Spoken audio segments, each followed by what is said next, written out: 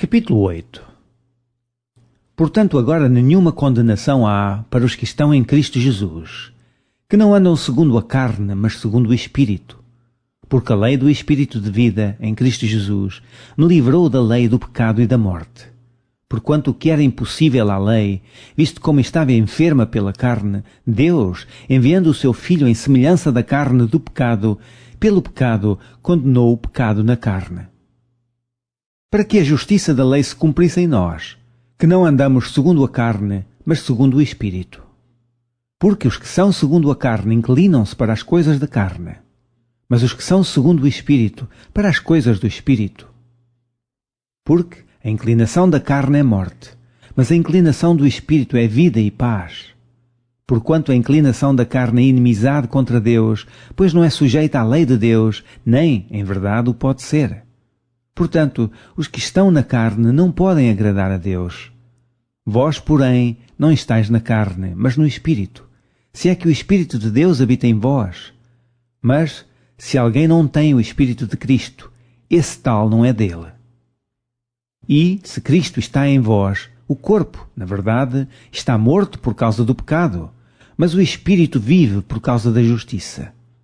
E, se o Espírito daquele que dos mortos ressuscitou a Jesus habita em vós, aquele que dos mortos ressuscitou a Cristo também vivificará os vossos corpos mortais pelo seu Espírito que em vós habita. De maneira que, irmãos, somos devedores, não à carne, para viver segundo a carne. Porque, se viverdes segundo a carne, morrereis. Mas, se pelo Espírito mortificardes as obras do corpo, vivereis. Porque todos os que são guiados pelo Espírito de Deus, esses são filhos de Deus.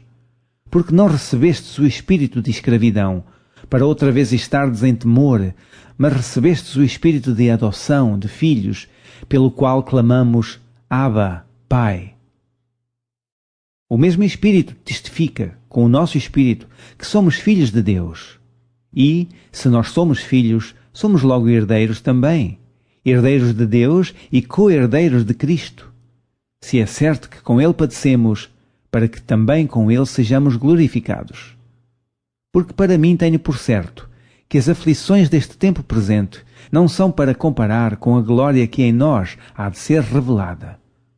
Porque a ardente expectação da criatura espera a manifestação dos filhos de Deus.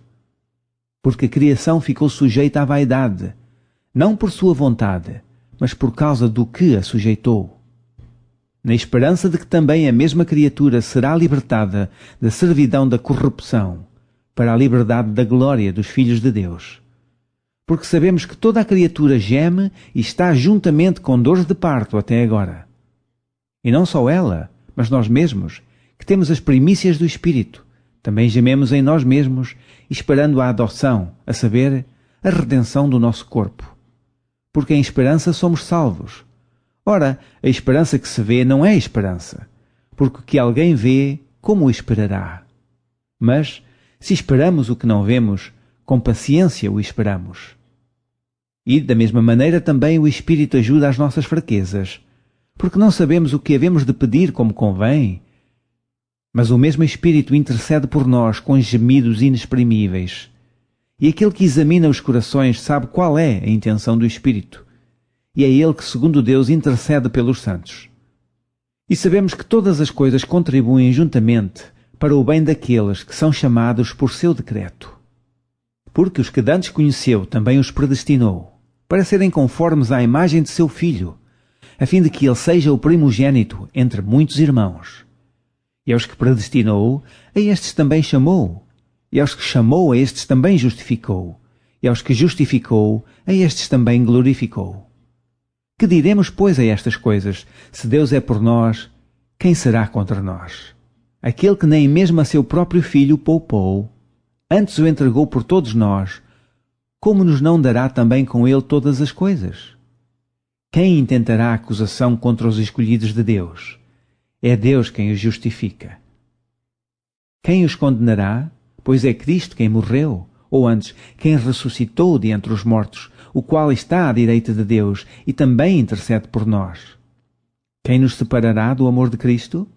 A tribulação, ou a angústia, ou a perseguição, ou a fome, ou a nudez, ou o perigo, ou a espada?